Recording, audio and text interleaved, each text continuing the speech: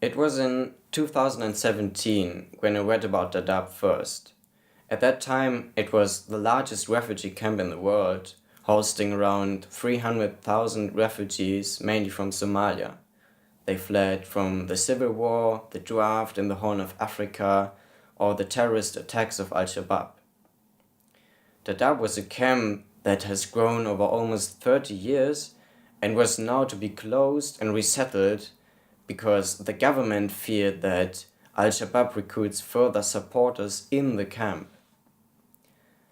I was wondering how hundreds of thousands of refugees, some of them were even born in the camp, could be removed from one place to another just like goods in a logistics center. After that, I started to research and noticed that all the camps, wherever they are, have something in common. They are often temporary arrangements that remain in this intermediate state for years or even decades.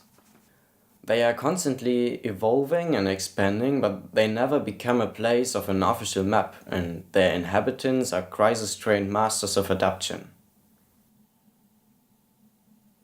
I think that refugee camps are never really a solution of a problem. They are just a shift of the actual problem, and they are far too often used as a platform for the self-promotion of their donors.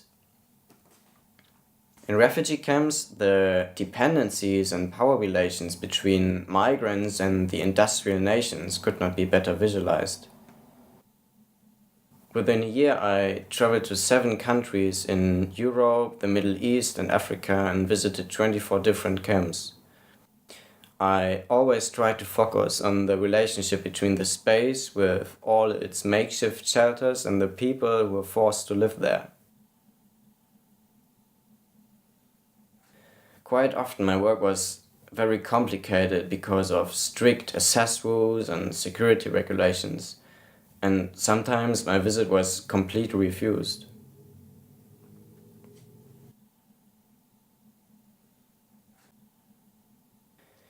Tragically, the worst camp I've probably seen is in Europe. Moria on the Greek island of Lesbos is the first port for most of the refugees fleeing across the Aegean Sea.